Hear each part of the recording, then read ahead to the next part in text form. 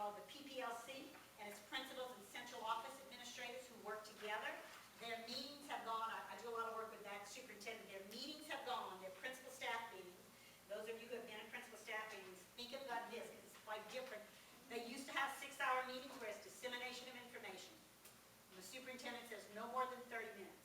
They have other modes of communication that they use. Their meetings come together, and their principals, they have teachers that come, teacher leaders come to their principal staff meetings for the morning, and it's all about learning.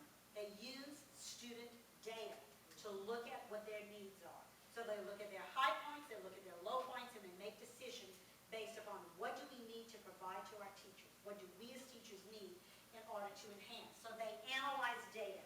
They problem solve. They're constantly looking at student work. They're looking at the best of the best. And they're getting to a position now where teachers, the best teachers, are feeling comfortable coming together and saying, show me how you did that, because you know my kids did well, but I noticed your kids did a little bit better.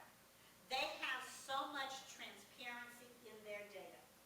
And having worked recently with Dutchtown High, which is a high school that has an A+ rating, and Santa Mont, which is a high school that has an A rating, and there's a sense of, and it's interesting because they have managed to get a balance between being a little competitive, but also sharing everything. So they are looking at data online because they have a new data system, and they say, we did well, but you know what, they did a little better. Tell us how you did that. What do you do? Oh God, we haven't thought about that.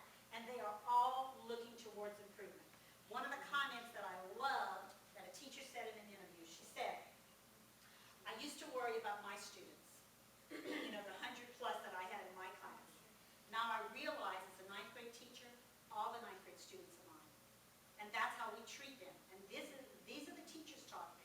They come together, and if the students are not performing well in your class, this has even evolved to the evaluation, the state evaluation. That was probably one of the most refined statements that I heard. An outstanding teacher talked about her evaluation. She said, I did pretty good. But we got together as a group, and my colleague was going to be evaluated next week. We talked about the areas that I needed improvement. How could she do it? We put lesson plans together so she did the best. You know what? The next time when she was evaluated, she did a little better